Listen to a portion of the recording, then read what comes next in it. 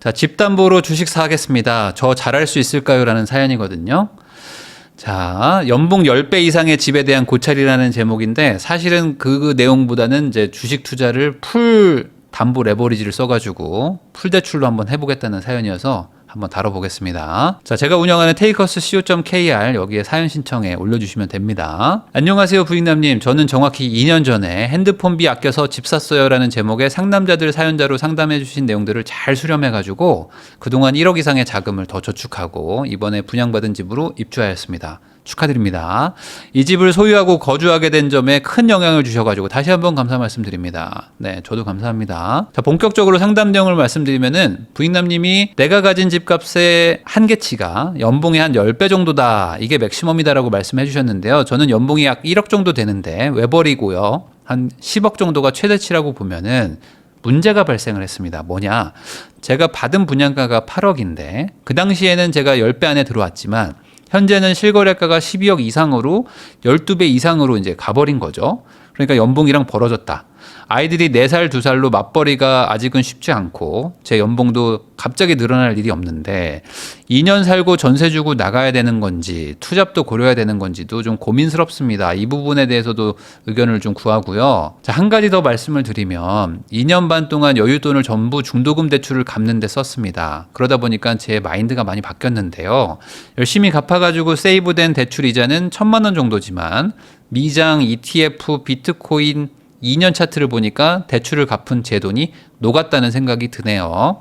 물론 상승분이 전부 제 몫이 아니라는 것은 알고 있지만 분양 계약할 때 넣은 계약금 8천만 원만이 인플레이션을 방어할 수 있었습니다. 현재 국내 상황을 보면 5년간 시장에 엄청난 현금이 풀릴 것 같아 보이고요. 그러다 보니까 저는 이번에 대출을 더 이상 갚지 않기로 마음을 먹고 현재 대출 상한선인 주담대 6억을 풀로 받았습니다. 제가 가지고 있던 여유자금은 코스피 200, S&P 500, 비트코인의 1대1대2 비율로 넣어두고 오래 보유해볼 생각인데 부익남님의 의견을 부탁드립니다. 항상 시청하고 있고 인사이트 많이 얻고 있습니다. 감사드립니다. 라고 해주셨는데 결론은 뭐냐? 내가 그동안 대출 갚고 이러다 보니까 주식이랑 코인이 너무 많이 올라가지고 속상하다. 그래서 대출 6억까지 해주니까 6억 대출 풀로 받아가지고 남는 돈을 투자하겠다. 어떨까요? 라는 질문이었습니다. 제가 이 사연을 보자마자 바로 선정했어요. 왜냐? 이런 마인드를 조심해야 된다. 정확하게는 이분을 말려야겠다. 이분이 예전에 상남자들 신청을 해주셨다고 했는데 제가 이제 2번째 말리려고 합니다. 왜 그러냐? 이분은 무조건 말려야 돼. 자, 남의 돈을 번 것을 보고 저것이 내 것이었어야 돼. 라는 생각을 갖게 되는 사람들이 되게 많습니다. 그러니까 약간 그 박진영 노래도 있잖아요. 뭐 네가 사는 그 집. 그러니까 네가 사는 그 집이 뭐 내 집이었어야 돼. 뭐 이런 것처럼 남이 돈을 벌었다. 근데 나도 저 당시에 똑같이 저런 걸 할 수 있었는데 내가 저걸 했었어야 되는데 네가 가진 돈이 내 돈이었어야 되는데 약간 이런 마인드가 많아요. 근데 이게 많은 분들이 그런 생각을 갖게 되고요. 너무 당연한 일입니다. 그렇지만 이게 경계해야 될 것이기도 하거든요. 그러니까 내가 번 건 되게 작아 보이고요. 남이 번 건 되게 커 보이는 게 이게 어찌 보면 약간 뭐 너무나 당연하지만 이런 마음을 어떻게든 버려야 된다. 자, 보세요. 분양가는 8억이었는데 실거래가 12억 이상이 됐다는 거예요. 자, 요것만 봐도 벌써 이분 돈 많이 벌었죠? 자, 보세요. 누군가는 이분을 보고 야, 8억에 분양받은 걸 12억 이상에 팔 수 있으면 야, 너 대박 났네? 라고 얘기할 수 있는 정도 아닙니까? 자, 근데 이분은 계약할 때 넣은 계약금 8천만 원만이 인플레이션을 방어할 수 있었고요. 나머지는 제가 너무 기회를 놓친 것 같습니다. 라고 생각이 든다는 거예요. 자, 여러분들 제가 여기까지 얘기하면 어떤 느낌이 듭니까? 아니 이게 무슨 계산법이지? 라는 느낌이 들지 않나요? 아니 내가 8천만 원 는 것만이 인플레이션을 방어했다? 아니죠. 이분은 8억짜리를 사가지고 12억이 됐는데? 자, 연봉 1억으로 8억짜리를 매수한 거잖아요. 자, 그러면 이미 이분은 엄청난 리스크를 감수한 거죠. 그러니까 8억짜리를 산 게 중요한 거죠. 8천만 원 계약금을 건 게 중요한 게 아니고. 자, 나는 8억짜리를 샀기 때문에 망할 수도 있었습니다. 근데 이게 잘 돼가지고 운이 좋게 운때가 잘 맞아서 12억이 돼준 거잖아요. 그러니까 이거는 그냥 너무 당연하고 작게 느껴진다. 근데 남들은 막 비트코인 사가지고 막 몇 배 벌었다고 하니까 저게 저 돈이 내 돈이었어야 되는데 라는 생각이 든단 말이죠. 자, 이게 레버리지를 많이 쓰고 산 거예요. 기본적으로. 자, 그러면 한 번 삐끗하면은 회복되기 쉽지 않은 레버리지입니다. 연봉 1억인데 8억짜리 집 산 거 자체가 큰 리스크예요. 근데 이 리스크를 감수하고 잘 번 거죠. 그리고 그 리스크를 줄여보려고 대출 원금을 갚았던 겁니다. 그러니까 만약에 집값이 빠졌어도 대출을 갚았다면 좀 버티기 쉬워지는 거니까 그 리스크를 감수하는 거잖아요. 그런 의도로 대출을 갚았던 것인데 이걸 안 갚고 비트코인 샀으면은 이게 뭐야 이런 생각이 든단 말이죠. 자, 지나고 나서 보면요 너무 쉬워 보이는 게 투자입니다. 제가 한번 보여드릴게요. 이게 비트코인의 2년간 차트입니다. 2년 전에 얼마였냐면요 3,400이더라고요. 3,400. 23년 9월에 3,400이었습니다. 그러면 이때 샀으면 지금 1억 7천 정도 왔다 갔다 하잖아요. 얼마입니까? 그냥 5배입니다. 2년 전에 내가 집을 안 사고 만약에 이거를 8억을 비트코인 샀으면 지금 40억 부자가 됐네? 이런 생각도 들 수도 있고요. 뭐 40억 부자는 필요 없어. 나는 그때 2억만 샀어도 이미 10억이 된 거예요. 이러면 웬만한 투자를 다 이길 수 있는 투자처가 바로 비트코인이었는데 이거를 눈 뜨고 코 베인 것 같은 느낌. 내가 이때 살아 있었는데, 나 이때 돈 있었는데, 나 이거 왜 안 샀지? 라는 생각밖에 안 든단 말이죠. 자, 근데 여기서 깨달으셔야 되는 게 있습니다. 뭐냐? 2년 전에 3,400만 원이었던 이유가 있지 않을까요? 자, 지나고 나서 보니까 23년에 3,400일 때 살 걸. 이러는 생각이 들지만 그 2년 전에는 왜 3,400이었겠냐고요. 그걸 생각을 해봐야 되죠. 자, 모두가 그때 망한다고 하고 코인 별로라고 하고 코인 뭐 끝났다고 하고 뭐 약간 뭐 오르긴 했지만 야 이거 이제 언제 또 빠질지 몰라 뭐 이거는 뭐 비트코인은 뭐 쓰레기 같은 거야 하면서 막 모두가 막 욕할 때였습니다. 모두가 망한다고 하니까 3,400인 거죠. 그리고 모두가 좋다고 하니까 1억 7천인 거고 간단한 거 아니겠습니까? 그러니까 지나고 나서 살 걸이라는 생각은 누구나 합니다. 23년에 집값이 엄청 빠졌을 때 그때는 아무도 안 산다고 하니까 집값이 그렇게 빠졌던 거고 지금 돌아보니까 23년에 안 산 게 바보 같잖아요. 그러니까 지나고 나서 보면은 23년에 살 걸 하지만 그 당시에 우리가 다 살아 있었는데 그때 못 산 이유는 야 지금 사면 다 망한다고 하니까 그 가격이었던 거죠. 그럼 이렇게 생각을 해보면요. 내가 과연 2년 전에 투자를 했다고 해서 정말 돈을 벌었을까? 이걸 한번 상상해 볼 수 있는데 여러분들도 한번 생각을 해보세요. 내가 2년 전에 만약에 진짜 3,400에 산 거예요. 비트코인을. 다들 망한다고 할 때 그러면 어떻게 됐을까요? 자, 사자마자 생각보다 횡보하다가 바로 올라줍니다. 벌써 여기서 마음이 푸근해지죠. 이미 거의 2배 올랐어. 자, 내가 처음에 불안하니까 많이 못 샀을 거 아니에요. 남들 다 망한다고 하는데 어떻게 내가 전 재산을 갖다 박습니까? 아마 내가 뭐 한 1억 있었으면은 한 1,000만 원 샀겠죠? 1,000만 원 사가지고 2배 올랐어. 벌써 2배 됐죠? 마음이 푸근해. 근데 마음 한켠에는 불만이 많아. 왜? 네 돈이 내 돈이었어야 되라는 마인드는 여기서도 발동합니다. 내가 2달 전에 1억을 샀었다면 난 벌써 2억이 됐는데 고작 1,000만 원 사가지고 옆에 그 친구는 1억 사가지고 2억 벌었다는데 내가 뭔가 실수했구나 라는 생각이 안 들겠습니까? 이 마인드를 갖고 있으면 자, 그러면 이제 횡보하죠? 횡보할 때 사면 좋은데 안 삽니다. 안 사고 어떡하죠? 다시 치고 올라가. 지금은 놓칠 수 없다면서 여기서 사죠.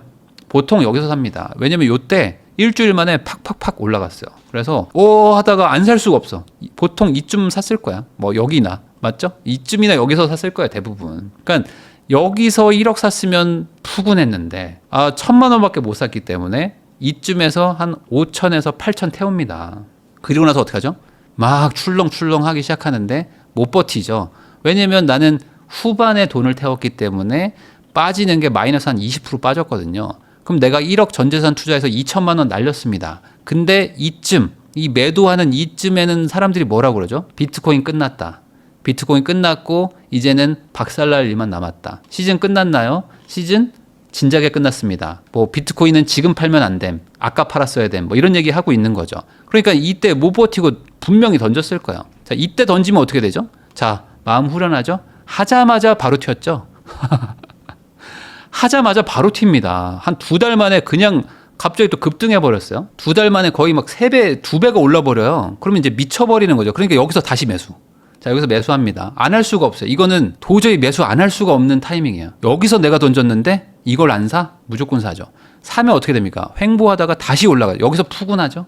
여기서 푸근합니다. 그래서 남은 신용을 또 땡겨서 살 수밖에 없다. 이제는 진짜 가자가 되는 거죠. 이제 시즌 왔다. 불장 왔다 하면서 여기서 신용 땡겨서 샀을 겁니다. 주담대 받아서 샀든지. 그리고 나서 쫙 빠지죠. 쫙 빠지니까 어떻게 됩니까? 아, 시즌 끝나는 거죠. 왜 아직도 가지고 계신 거죠? 하면서 서로 막 싸워. 그러면서 여기서 또 매도합니다. 매도하면 어떻게 되죠? 다시 어김없이 올라가죠.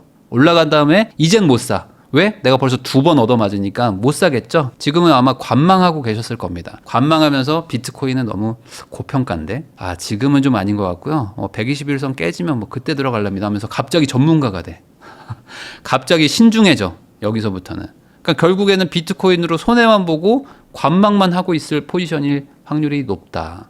제가 봤을 때 이 패턴 따라가신 분들 꽤 많을 것 같아요. 아마 이렇게 하지 않았을까. 자, 차트가 우상향이잖아요. 이 코인만 보면 차트가 너무 좋아. 계속 우상향인데 왜 이렇게 손해본 사람이 많냐 이거죠. 그 안에는 무수한 변동성이 있고요. 제가 지금 말한 건 주봉입니다. 일봉으로 보면 어떻게 되죠? 시간으로 보면 어떻게 돼요? 5분봉으로 봐도 더 많이 있죠. 중간에 빠졌던 경우도 많고요. 그러니까 이게 돈 벌기가 진짜 쉽지가 않습니다. 자, 지금 이분이 코스피 살려고 하시잖아요. 코스피를 살려고 하는 이유가 뭘까요? 많이 올라서입니다. 많이 올라서. 그러면은 코스피를 과연 올해 1월이 저점이었거든요. 올해 1월 저점 그때 샀으면 어땠을까요? 이때 사가지고 푸근하죠. 쫙 올라가니까 푸근해. 벌써 사자마자 올랐으니까 얼마나 좋아요. 근데 이때도 많이는 못 사죠. 누가 코스피를 1월 달에 올인합니까? 미친 것도 아니고. 그때 전 재산을 코스피에 박았다? 그 사람은 대단한 사람인 거죠. 대부분 여기서 재산의 한 10에서 20% 태웠을 겁니다. 많이 태워봐요. 맞죠? 태우고 쭉 횡보. 역시 국장은 아닌가 했는데 다시 올라. 2월부터 갑자기 막 올라가기 시작하죠. 가자 했는데 불안하죠. 막 빠지니까 불안해. 근데 다시 또 올라가니까 이제 가나? 하면서 여기서 계속 불타기 막 했었는데 결국에 어떻게 되죠? 4월에 기록적인 폭락이 옵니다. 그러면서 이때 쫙 빠지면서 2,400을 깨죠. 그러니까 이제 어떻게 하십니까? 역시 국장 다시 나난다 했던 분들이 4월에 엄청 팔았습니다. 근데 이때 파신 분들이 다시 샀을까요? 못 산 분들 엄청 많아요. 많은데 계속 올라가니까 어떻게 됩니까? 다시 전고점 돌파하니까 어라? 했는데 빠졌다가 다시 올라가니까 어라? 했다가 또 올라가니까 어라? 했다가 지금 더 올라가니까 지금이라도 살까요? 라는 분들이 지금 엄청 많아졌어요. 제가 봤을 때는 안 봐도 이런 패턴으로 가지 않았을까. 이때 판 분들은 아마 지금 사기도 쉽지 않고요. 아마 아예 이걸 전혀 안 했던 분들은 지금 살려고 하시는 분들이 많을 것 같아요. 자, 이거 보면요. 주담대 6억을 대출을 풀로 받아가지고 여유자금을 코스피, S&P 500, 비트코인의 1대1대2 비율로 넣으려고 하시거든요. 자, 그러면 보세요. 코스피 200도 많이 올랐죠. S&P 500도 많이 올랐죠. 비트코인도 많이 올랐습니다. 그러니까 지금 이미 많이 오른 것 위주로 풀 대출 받아가지고 넣고 싶다고 말씀하시는 거랑 똑같아요. 그러니까 이 말은 이렇게 해석할 수 있는 거죠. 그러니까 이게 맞을까요? 여러분들 어떻게 보세요? 이게 더 올라갈 수 있을지언정 이렇게 하겠다는 분을 말리는 게 맞겠죠. 많이 오른 것들 위주로 그것도 풀 레버리지 받아가지고 투자하고 싶다고 말하는데 이거를 말리는 게 맞다. 이게 집으로 돈 잘 버셨잖아요. 지금 8억에 사가지고 12억 됐으니까 되게 돈 잘 버신 건데 집으로 돈 잘 번 분들이 주식이나 코인 같은 거 갖다가 이제 깨먹는 패턴이 있거든요. 이게 집이 같이 날아갈 수가 있어요. 그래서 이거는 좀 조심할 필요가 있다. 우리나라에 통계가 있지 않습니까? 부동산으로 돈 버는 사람들이 주식 코인으로 돈 버는 사람보다 훨씬 많거든요. 그러니까 부동산으로 돈 번 사람들이 압도적으로 비율이 높은 이유가 부동산은 실수요가 있고 그다음에 실거주도 가능하고 한 번 살 때 신중하고 팔 수가 없고 세입자 때문에 막 4년 만에 팔아야 되고 막 이런 것들이 있어요. 그리고 훨씬 난이도가 낮거든요. 이해도의 수준이 훨씬 더 낮습니다. 그러니까 서울 아파트가 올라가는 걸 맞추는 거랑 현대자동차의 앞으로 2년 뒤에 주가를 맞추는 거랑 뭐가 더 어려우냐라고 생각하면은 서울 아파트가 어쨌든 난이도는 쉽단 말이죠. 그런 식으로 생각하시면 이게 더 확률이 높은데 그러다 보니까 부동산으로 돈을 버는 분들이 주식이랑 코인도 한번 해볼까? 했다가 여기 가서 이제 막 박살 난단 말이죠. 이렇게 코스피로 돈을 벌 수는 있을 것 같아. 뭐냐면 이 1월 달에 돈을 만약에 투자하신 분이 있어요. 이때 저점에 내가 전 재산을 다 갖다 넣었습니다. 전 재산 갖다 넣고 뭐 불의의 사고를 당해요. 그래서 교통사고를 이때 1월 말 2월에 당합니다. 그리고 거의 한 6개월 이상 의식 불명의 상태가 되는 거죠. 그리고 모두가 이때 막 빠질 때 나는 전혀 기억이 없고 올라가도 기억이 없어. 아무 기억이 없다가 한 7월 달쯤 눈을 뜬 거죠. 그래가지고 선생님 여긴 어디죠? 라고 할 때쯤 봤더니 3,200인 거야. 이러면 아마 돈 많이 버셨겠죠? 근데 이게 안 됩니다. 이게 안 되는 게 문제예요. 왜 그러냐? 제가 인터넷에서 막 짤들을 좀 찾아봤어요. 뭐냐면 국장 투자자들의 심리 상태라고 이렇게 돼 있더라고요. 그러니까 9시에는 오늘 이제 빨간불 들어온다 하면서 막 하하 웃다가 2시쯤 되면 이제 웃음이 싹 사라져.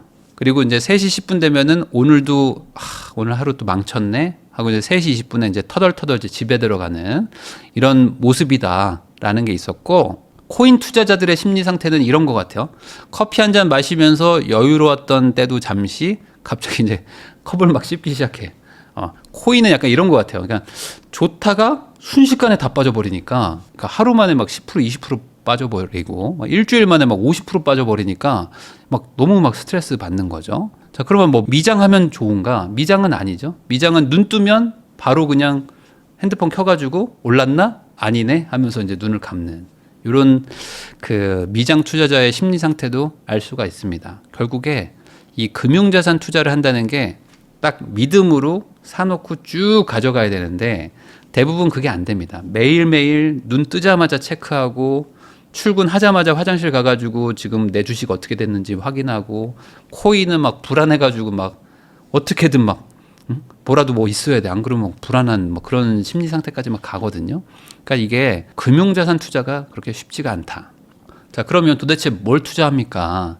이 집이라는 거를 사가지고 특히 이제 대출을 갚으셨잖아요. 그러면 이제 대출을 갚았다는 거는 언제든지 다시 대출을 받을 수 있는 여력이 있다는 겁니다. 그러니까 소위 말하는 이제 배터리를 충전한 거죠. 그러니까 배터리를 충전하고 계셨던 거지 이게 무슨 기회비용을 날렸던 게 아니에요. 그러면 이제 이 주담대를 받아서라도 투자를 언제든지 재개하면 되는 거 아닙니까? 그럼 이 배터리를 어디에 그리고 언제 꺼내 써야 되는지가 중요하겠죠.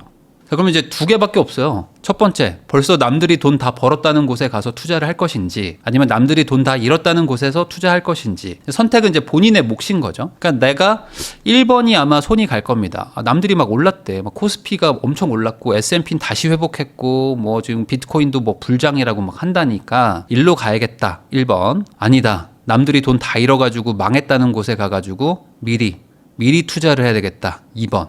선택은 누구의 몫인가? 제가 어떤 한 분을 이제 만나가지고 들어보니까 이분이 투자에 어떤 그 심오한 깊이가 있으신 분은 아니었는데 그냥 서울 1주택자셨어요.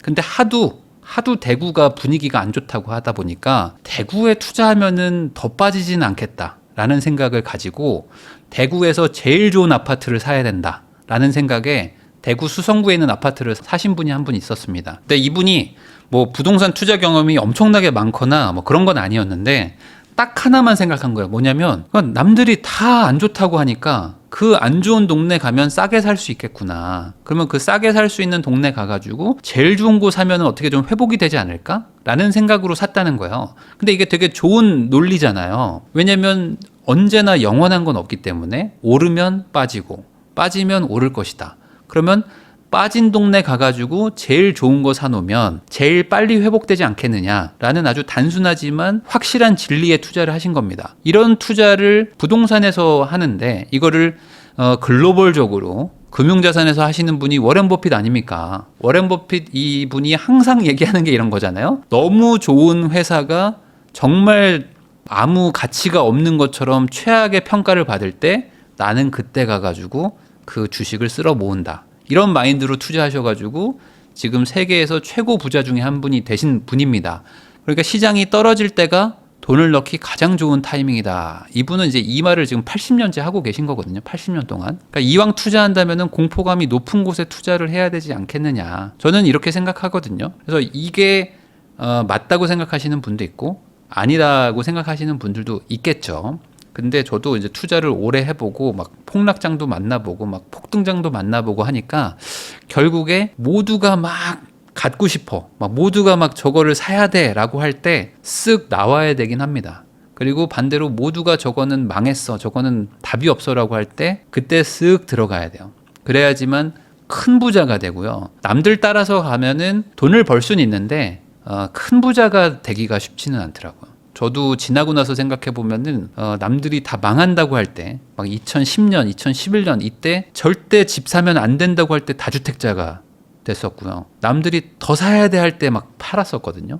그러니까 그런 게 없으면 유의미하게 인생이 바뀌지는 않는다. 그러면 나는 지금 코스피 그리고 S&P 500 그리고 비트코인에다가 풀 대출 받아가지고 그것도 레버리지를 왕창 땡겨서 이자 내가면서 거기다 투자하면 잘 버틸 수 있을 것인가 라는 걸 한번 고민해 볼 필요가 있다. 마지막으로 제가 이 얘기를 드리고 영상을 마무리하겠습니다. 제가 09년도에 삼성물산에 입사를 했습니다. 그래서 삼성물산 건설 부문에 입사를 했기 때문에 레미안을 짓는 회사잖아요. 그래서 레미안을 짓는 회사니까 당연히 레미안 퍼스티지를 지었겠죠. 레미안 퍼스티지가 이때 막 지어졌는데 미분양이 떴습니다. 그래가지고 사내 메일이 돌았어요. 그러면서 저희가 이제 신입사원이니까 레미안 퍼스티지 25평 살 사람 하면서 메일이 왔습니다. 그래서 요거 너네가 사면 뭐 복지 포인트도 주고 뭐 이거저거 뭐 혜택을 줄 테니까 혹시 보고 싶으면 보러 와. 뭐 이런 얘기가 이제 사내에 돌았던 거죠. 공식적인 메일이 왔습니다.